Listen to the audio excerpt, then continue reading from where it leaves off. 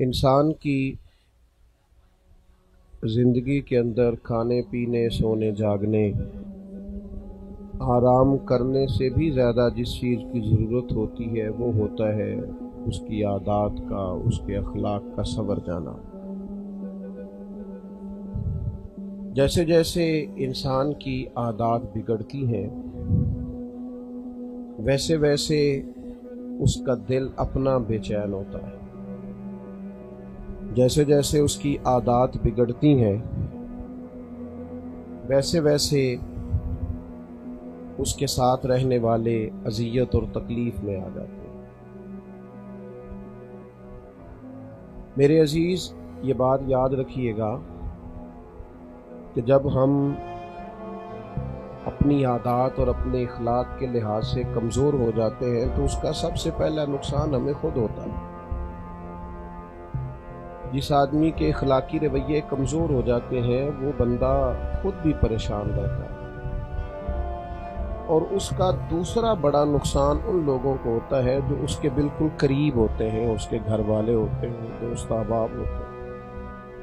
اگر کوئی شخص زبان کا تلخ ہے، لہجے کا ترش ہے، اس کے انداز کے اندر شدت ہے، تو سب سے زیادہ تو سامنا اس کے گھر والوں کو کرنا پڑتا ہوگا۔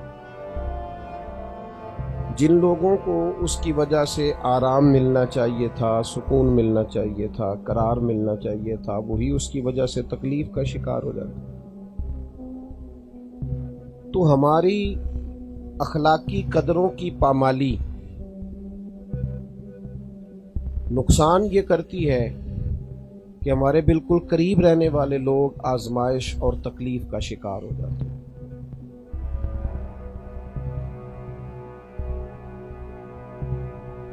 اور تیسرا نقصان یہ ہوتا ہے کہ جب 1 2 4 5 10 کر کے لوگوں کا اخلاق کمزور ہونے لگتا ہے تو پھر اس کا مجموعی اثر معاشرے پہ ہوتا ہے،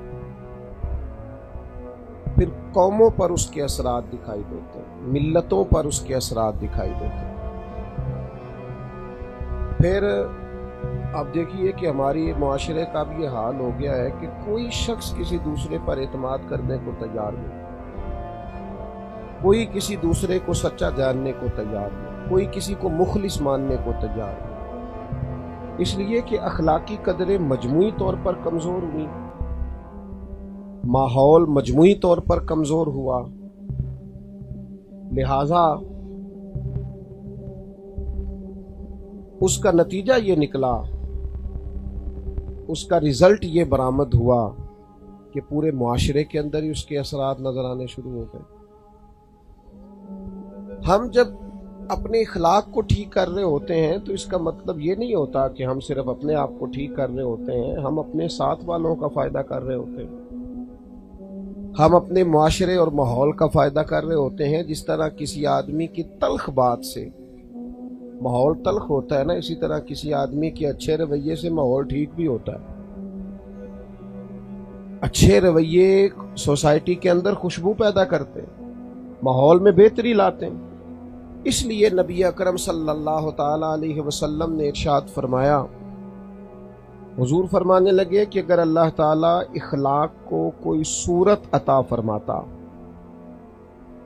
اسے مشکل شکل میں اس کی کوئی صورت ہوتی، تو فرمایا سب سے خوبصورتی اخلاق کی صورت کی ہوتی، اور فرمایا اگر بد اخلاقی کو کسی شکل میں ترتیب دیا جاتا تو سب سے زیادہ بدصورتی بد اخلاقی کی ہوتی۔ اخلاق حسن پیدا کرتا ہے، بد اخلاقی بدصورتی پیدا کرتی ہے۔ اپنے انداز کو درست کیا جائے، اپنے اخلاق کو درست کیا جائے۔ سب سے پہلی بات تو یہ ہے کہ رویہ، آپ لوگ جو محفل میں بیٹھے ہیں نا جی، آپ محفل کے اندر ہی بیٹھے ہیں سارے، ماشاءاللہ آپ محفل پر توجہ کریں۔ یہ تو اللہ ہی خیر کرے ویڈیو والے معاملات کا ہے۔ کل ایک دوست کی بات یاد کر کے بڑا حیران ہو رہا تھا، وہ کہنے لگے کہ اب تو یہ معاملہ بن گیا ہے کہ ہر آدمی ویڈیو، میں کہتا ہوں چلو جس کو بڑا پیار ہے دور دراز جلسوں میں جاتا ہے بغیر ویڈیو کے چلا جائے، یہ والا کام کر کے دیکھے۔ کیوں جی، کیا خیال ہے کہ ویڈیو کے ساتھ ہی جانا ہے نا جی؟ عجیب بات، میری تربیت ہوتی ہے، معاملات ہوتے ہیں، تو بھی آپ اس کے بغیر کر لیں۔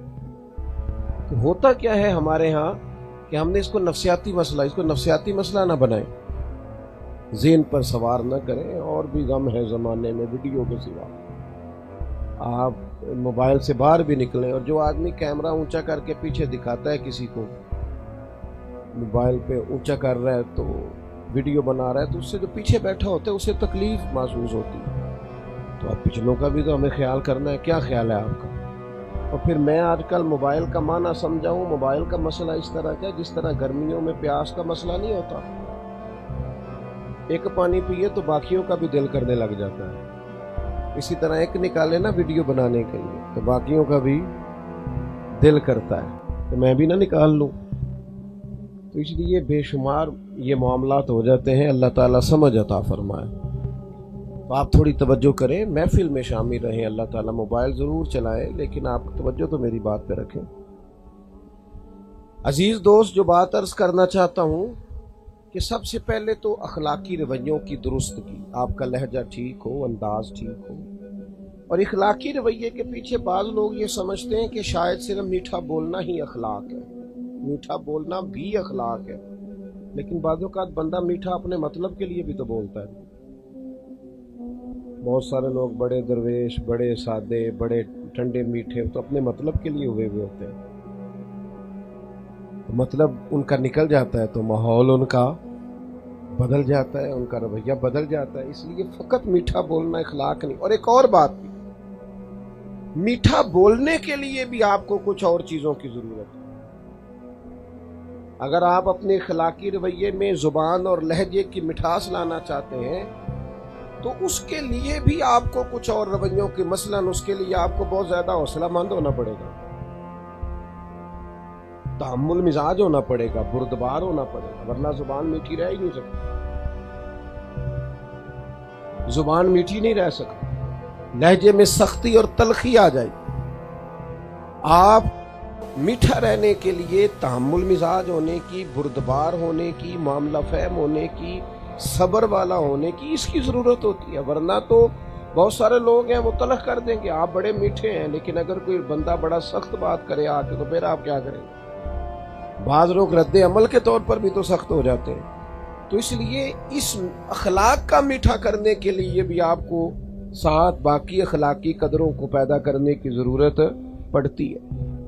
دو چار چیزیں اپنے معاشرے کے اندر ضرور پیدا کریں۔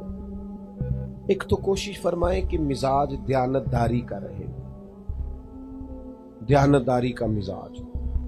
نبی پاک علیہ السلام کی جو سب سے پہلی سنت لوگوں کے پاس آئی تھی، حضور کا طریقہ، نبی پاک کی شان، حضور کے اوصاف جو پہلے آئے تھے، ان میں دو باتیں سب سے پہلے لوگوں نے سنی تھی، وہ یہ تھی کہ محبوب صادق ہیں اور امین ہیں،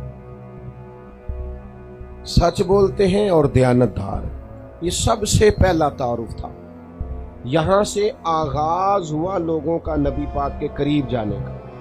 تو اگر غلام سچی نہ بولے، وہ دیانتدار ہی نہ ہو، وہ اپنی ذمہ داریوں کو دیانتداری سے ادا ہی نہ کرے، تو وہ تو بالکل جو پہلا آغاز ہے محبوب نے جہاں سے کیا، اس نے تو وہاں سے شروع نہیں کیا۔ یہ تو بالکل بنیادی چیز ہے، بالکل بنیاد۔ اور آج ہمارے معاشرے میں بددیانتی اور جھوٹ کا یہ عالم ہے کہ لوگ بلا وجہ بھی جھوٹ بولتے ہیں، کوئی مطلب نہیں ہے ان کا، جھوٹے قصے سنا کے لوگوں کو ہنساتے ہیں، جھوٹی باتیں گھڑ کے، شغل بنا کے اور لطیفہ بنا کے، جھوٹا کشید کر کے وہ لوگوں کو ہنسا رہے ہیں اپنے لیے جرم، اور کوئی مقصد نہیں، کوئی بھی متاثر نہیں ہو رہا۔ جب آپ بڑھ کے سنا رہے ہیں آپ اپنی تعریفیں، کوئی بندہ متاثر نہیں ہو رہا۔ وقتی طور پر آپ کے منہ پہ کوئی کچھ نہیں کہہ رہا، لیکن سائیڈ پہ سب کو پتہ ہے آپ کیا ہے، لیکن آپ نے جھوٹ کٹھا کر لیا اپنے لیے۔ حالانکہ نبی پاک علیہ الصلوۃ والسلام سے جب پوچھا گیا مومن بزدل ہوتا ہے تو فرمایا کبھی ہو بھی جاتا ہے، کنجوس ہوتا ہے فرمایا کبھی ہو جاتا ہے۔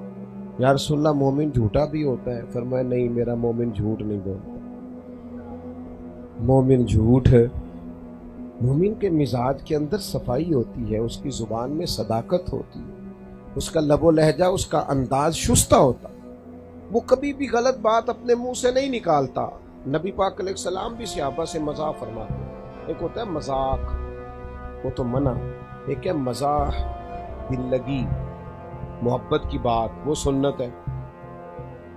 مذاق یہ ہوتا ہے کہ انسان کسی کی کمزوری کی وجہ سے کسی چیز کو، تیری ناک ٹھیک نہیں تو اس کا مذاق اڑانا شروع کر دیا، آنکھ ٹھیک نہیں تو اس کا مذاق اڑانا شروع کر دیا، بولا کس طرح ہے، توتلا بولا ہے تو مذاق یہ مذاق ہے. مذاق دین میں منع ہے.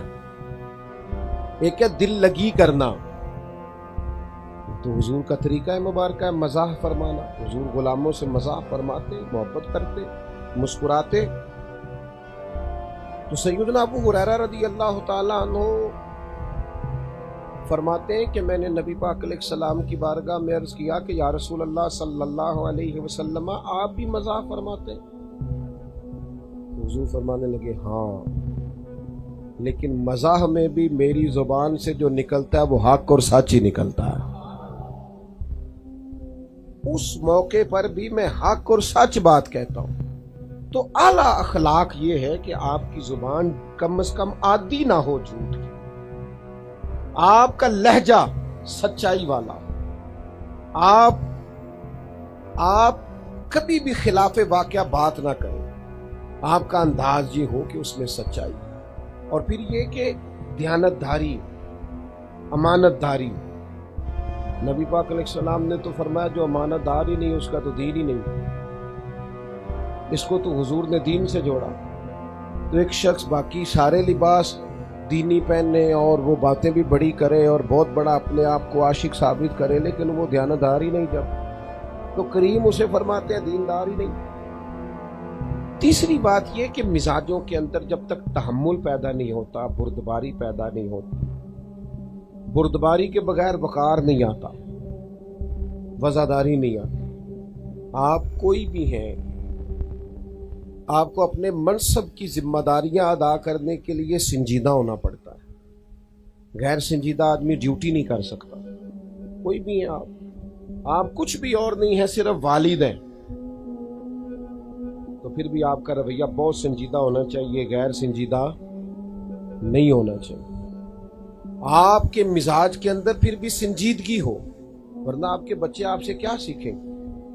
اگر آپ کوئی ایسی بات کر دیتے ہیں بچوں کے سامنے جو آپ کی پرسنالٹی کے مطابق جچتی نہیں ہے تو اس کا برا اثر جائے. آپ جس منصب پر بھی ہیں آپ کے انداز کے اندر تحمل، بردباری، وزاداری، سنجیدگی ٹھہراؤ.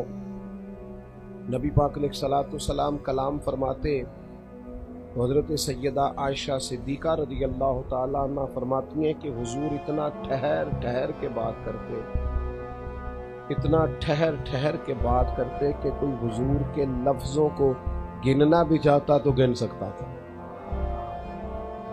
یہ کیا ہے؟ یہ لہجے کا وقار ہے، یہ وقار ہے. آج لوگ وہ ہمارے ہاں بعض اوقات نا اسٹیجوں پہ اللہ خیر کرے وہ کچھ ہو رہا ہوتا ہے کہ جو بڑا میرے جیسا بندہ تو ڈر رہا ہوتا ہے، تو جب نقیب مائک پکڑے کبھی ادھر نکل جاتا ہے تو تھوڑا ادھر آ جاتا ہے، پھر وہ کہتا ہے تگڑے ہو جو میں جملہ دینے لگا، تو ایسے محسوس ہوتا جیسے بم چلانے لگا ہے. تو جملہ دینے لگا ہے تو اس میں تو نے قیامت کیوں کھڑی کر دی ہے؟ کبھی تو ادھر جا رہا ہے، تگڑے ہو جاؤ، ہاتھ کھڑے کر لو، پیچھے والے بھی ہاتھ کھڑے. وہ کیا کرنے لگا یار تو؟ اور پھر جملہ رہنے دے، تو اللہ رسول کی کوئی بات سنا. بات کی سمجھ آ رہی ہے؟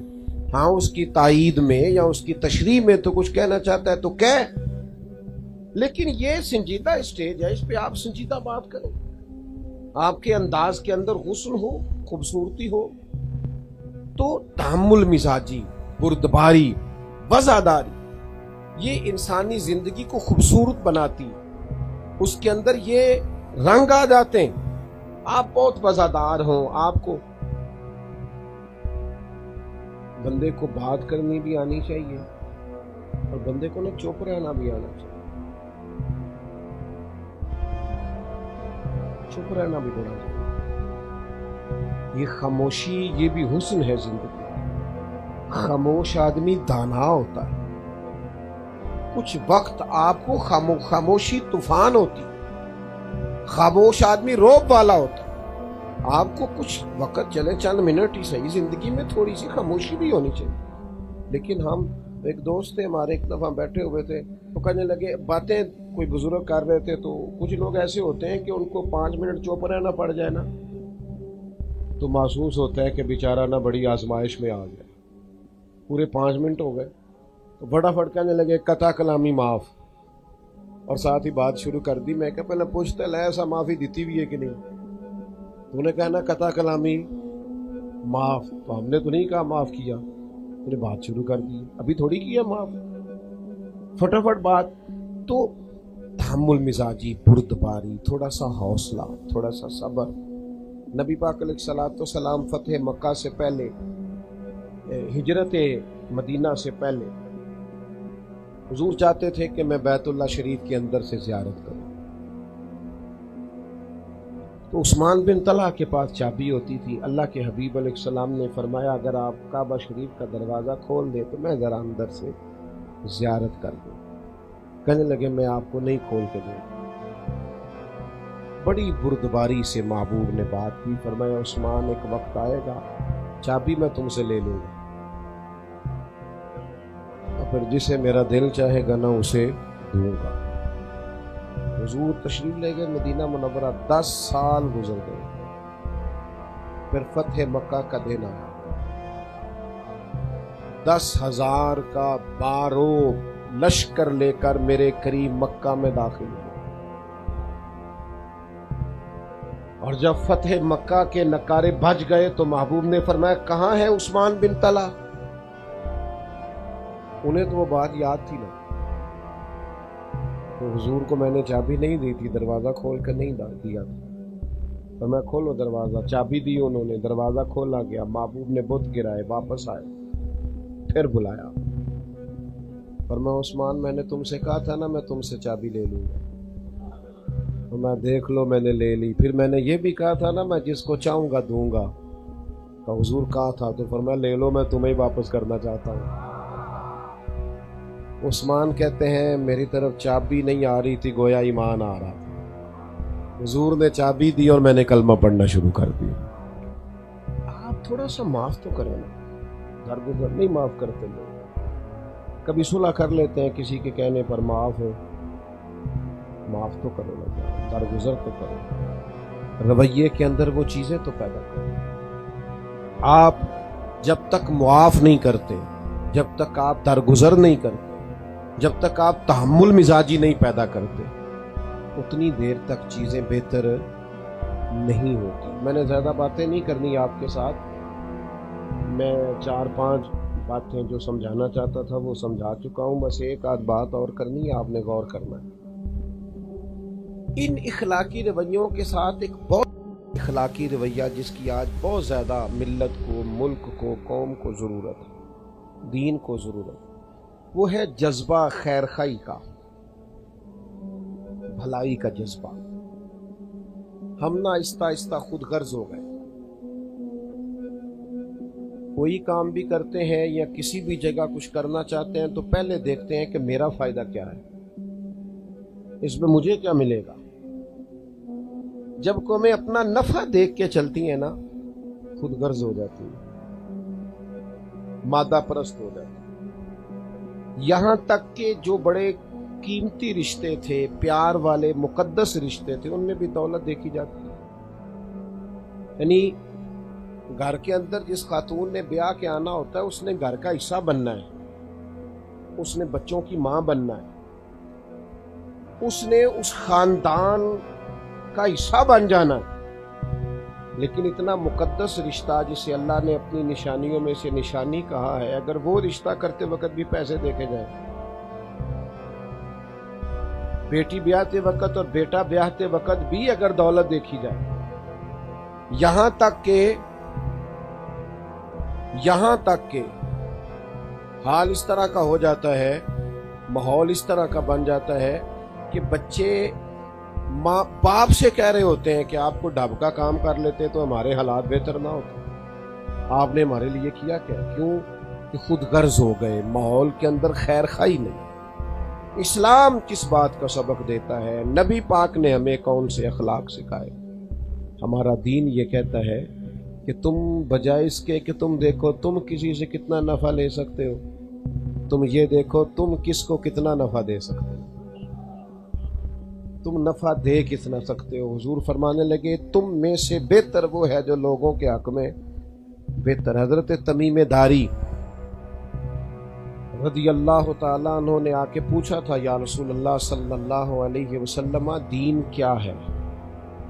हुजूर ने फरमाया दीन खैर खाई का नाम, किसी का भला करने का नाम, किसी का फायदा करने का नाम। लेकिन आज आप फायदे की बात करें, फायदे की। मैं एक जगह किसी ने मुझसे कहा, अब तो मैं कुछ तबीयत भी ऐसी है, कुछ मसरूफियात बहुत हो गई, सब जगह जा नहीं सकता। किसी ने टाइम के लिए कहा तो वो साथ मुझे कहने लगे आप पैसे कितने देंगे? मैंने कहा नहीं मैं इंशाल्लाह आ जाऊँगा। कहने लगे नहीं फिर भी दसो, फिर भी दसो। एक ने एक दफ़ा बड़ा ही जोर दिया तो दसो। मैं क्या चल 3 करोड़ दे दो। हाँ तो परेशान हो गया। मैं क्या अल्लाह दे बंदे तू सानू सस्ता ही समझे है, हद हो गई है। दरे नबी का मैं गदा हूँ कोई आम नहीं। आपने क्या समझा? छोड़े ये तो हमें तो खुद शुक्र अदा, आप लोगों का शुक्रिया अदा करना चाहिए जो आके सामने बैठते हैं, क्या हो हमें दीन की बात बताओ। मैं आपका शुक्रिया अदा करना चाहिए, उल्टा लोग पूछ रहे हैं। तो साथी मुझे कहने लगे कि आप क्या लेंगे? मैंने कहा नहीं मैं आ जाऊँ। कहने लगे फिर भी? मैंने कहा नहीं मैं आ। कहने लगे अगर आपने कुछ लेना नहीं तो फिर आपका मकसद क्या है? मैं कह चुका हूँ लोग एतमाद करने को तैयार है। क्यों? इसलिए कि पूरी कौम के अंदर एक मिजाज पैदा किया गया है कि मादा परस्ती, दौलत, लेन देन, कमाई, माहौल क्रिएट किया गया। तो थोड़ा सा अपनी जात से उठकर सोचें, थोड़ा खैर खाई का जज्बा, बामकसद जिंदगी को फरोग दें। अगर आप किसी का भला करेंगे तो मेरे महबूब अलैहिस्सलाम ने फरमाया जब तक बंदा अपने भाई की मदद करता रहता है अल्लाह ताला उसकी मदद करता रहता है। आप महसूस करेंगे कि आप खुद भलाई के रास्ते पे, आप महसूस करेंगे कि अल्लाह ताला की मदद का हुसूल हो रहा, अल्लाह की मदद हासिल हो रही। जज्बाते खैर खाही, भलाई, आप देखिए ना कितना मुश्किल काम होता है सगे भाई को भी सही सही हिस्सा देना। एक टाइम वो होता है कि जब किसी के भाई को कुछ शख्स बचपन में हल्की सी थप्पड़ मार दे तो कहता है तू मेरे भाई नू हथ लाया, इन छड़ना नहीं। तो बाद में 2 मरले जगह की बात होती है तो वही बंदूक निकाल के भाई पर तान देता है जो कल जान दे रहा था कि मेरे भाई नू हथ लाई। फिर वो बंदूक निकाल लाता है कि मैं खुद जान लूंगा। 2 मरने के लिए, जायदाद के लिए, जमीन के लिए, पैसों के लिए, दुकान के लिए, रास्ता खाली कराने के लिए, इतनी मादा परस्ती। आप गौर फरमाएं कभी तो सहाबाए किराम अलैहिम रिदवान जब हिजरत करके मक्का मुकरमा से मदीना तैयबा आए, बरादरियां अलग अलग, कबीले अलग अलग, रहन सहन अलग अलग, शहर अलग अलग, लेकिन हुजूर ने अपनी जुबान नूर से फरमाया तुम भाई भाई। तारीख ने इस तरह का मंजर कभी नहीं देखा, कभी नहीं। फरमाया ये तुम्हारा भाई है, तो भाई भाई को घर ले गया। उसने जायदाद, कारोबार, जमीन, पैसा बांट के आधा अपने भाई को दे दिया। ये हम सुनते हैं, पढ़ते हैं, बयान करते हैं, पर जरा गौर तो करो, किसी को जायदाद देनी पड़ जाए, वो भी आधी जायदाद देनी पड़ जाए, इस पे ठहरे, जरा सोचें थोड़ी देर के लिए। यानी आप एक बंदा आपका भाई बना दिया जाए, नस्बी भाई नहीं, का भाई है, आधी जायदाद दे दो। एक बंदे ने भी 1 मिनट सोचने को नहीं लगाया। उनका तो यही ईमान था ना कि सानू कैद सज्जन दा गहना है, ओ जिंज रखे ऐसा उंज रहना है, जिंज रखे उंज।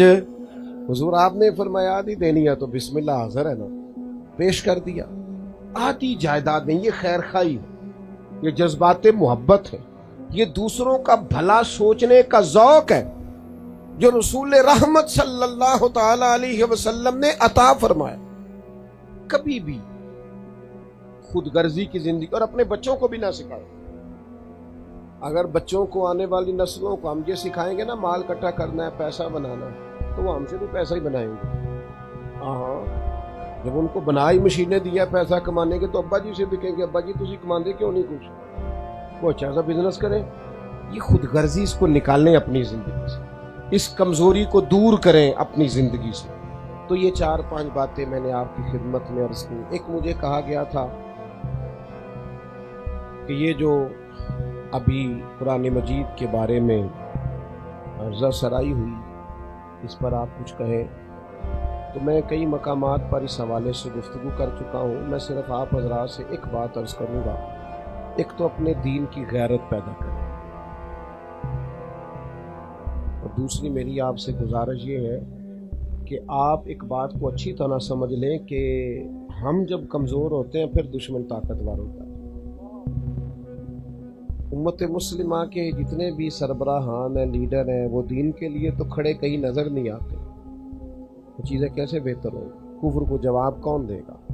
اور جہاں تک ہمارا عوامی سطح پر ماحول ہے، میرا آپ سے اور اپنے آپ سے سب سے سوال ہے، ہمارا قرآن پاک کے ساتھ شغف کتنا ہے؟ میں آپ سے ہاتھ نہیں کھڑے کرواتا، کچھ نہیں کہتا، بس اتنی بات کرتا ہوں کہ آپ اپنے دل سے پوچھ لیں، میں اپنے دل سے پوچھ لوں کہ آج صبح سے ہم نے قرآن پاک کھولا ہے؟ میں آپ ہاں نہ بھی نہ کریں، بے شک میں نے کہا دل سے پوچھ لیں، دل کو مفتی بنائیں۔ قرآن مجید سے ہمارا پیار ہونا چاہیے، قرآن مجید کو ہمیں سمجھنا چاہیے۔ قرآن مجید ہمیں تدبر کا درس دیتا ہے۔ جس توجہ کے ساتھ بچوں کو اٹھا کر کے اور سکول لے کے جاتے ہو، کیا اس سے آدھی توجہ بھی اس کام کو دیتے ہو قرآن پاک؟ ہم نے تو عجیب، میں تو کئی دفعہ کہتا ہوں جو بچہ نکما ہوتا ہے اسے مدرسے میں چھوڑ جاتے ہیں، نکما، لیکن اللہ کی شان ہے نا، آپ نے نکما سمجھ کے چھوڑا تھا، اللہ نے اسے امام بنا دیا، وہ سب کا امام بن کے آگے کھڑا ہو گیا۔ تو قرآن مجید سے اپنی فکری دلچسپیاں پیدا کریں، کم از کم ایک رکوع قرآن پاک کا ترجمہ اور تفسیر کے ساتھ پڑھیں، اور غور سے پڑھیں، اور اس پر تدبر کریں، اور اسے اپنی زندگی کا حصہ بنائیں، اور شعوری طور پر دین کے ساتھ جڑے۔ ہم شعوری طور پر نہیں جڑتے، ہم چیزوں کے حقائق تک نہیں جاتے جب تک ہم شعوری طور پر قرآن و سنت کے ساتھ نہیں جڑ جاتے۔ یہ ہمارے ہاں بچے کی شادی ہوتی ہے تو فرنیچر کا آرڈر 2 ماہ پہلے دیتے ہیں نا، اور شیروانی بھی کو 15-20 دن پہلے کہنی پڑتی ہے۔ تو نہ گھر شیروانی کی وجہ سے بستا ہے، نہ فرنیچر کی وجہ سے بستا ہے، یہ چیزیں تو گھر نہیں بساتی۔ چاہیے تو یہ تھا کہ ہم بچی اور بچے کو نا کچھ دن پہلے ایسی جگہ پہ لے جاتے، کسی معلمہ کے پاس بچی کو، کہ وہ انہیں مسائل بتاتے نکاح اور طلاق کے، گھر بسانے کے طریقے بتاتے۔ تو اس کا نتیجہ یہ نکلتا، یہ جو اتنی تیزی سے طلاقیں ہوتی ہیں اور صبح شام مسئلے طلاق کے آتے ہیں، یہ مسئلے درپیش نہ ہوتے۔ اتنا سوال طلاق کا پوچھا جاتا ہے، بہت سارے لوگ ہیں 3 طلاقیں اکٹھی دے کے پچھتاتے ہیں۔ اگر انہیں مسئلے کا پتہ ہو، غور کریں، تو بڑے سارے گھر بچ جائیں۔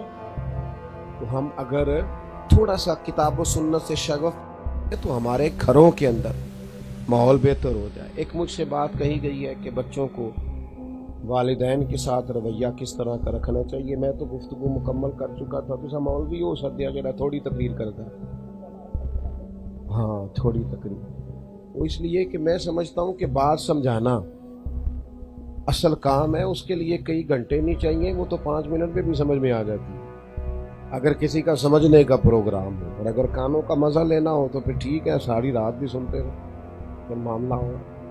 بچوں کا والدین سے، قرآن مجید نے اللہ کی عبادت کے ساتھ والدین فوراً بعد والدین کے ساتھ اس نے سلوک کا کہا، اللہ کی عبادت کرو وبالوالدین احسانا، والدین کے ساتھ